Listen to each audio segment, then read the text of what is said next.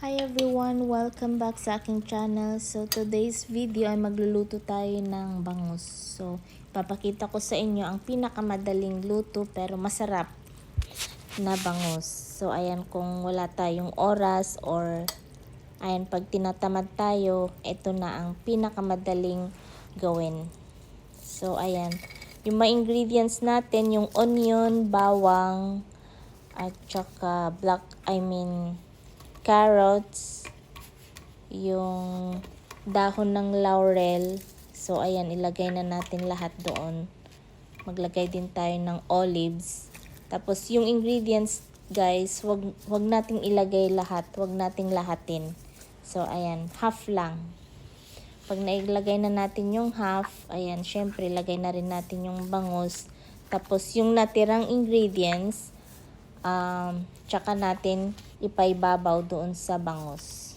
So ayan, tsaka tayo magdagdag ng 1 spoon na black pepper powder, 2 spoons na patis. Gumamit ako ng patis dito, hindi na ako gumamit ng asin.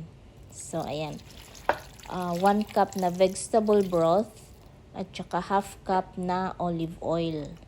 So yun lang guys, lagay lang natin sa crock pot, tapos tsaka natin takpan. So ayan, tapos iseset lang natin sa low or medium, pero ito medium ang ginamit ko. So ayan, after 8 hours, so ito na magiging resulta.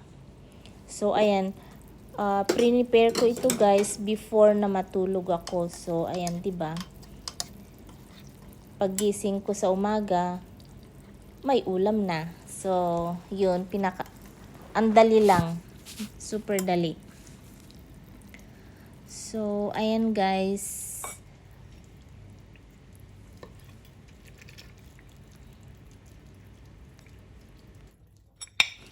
O, diba? Parang naging sardinas na yung ating bangus. Super lambot. Pati yung tinik, super lambot. Talagang walang maitatapon, as in nauulam lahat. So ayan, thank you very much guys for watching. Sana nagustuhan ninyo ang ating recipe ngayon, and see you again sa aking next video. Thank you, bye.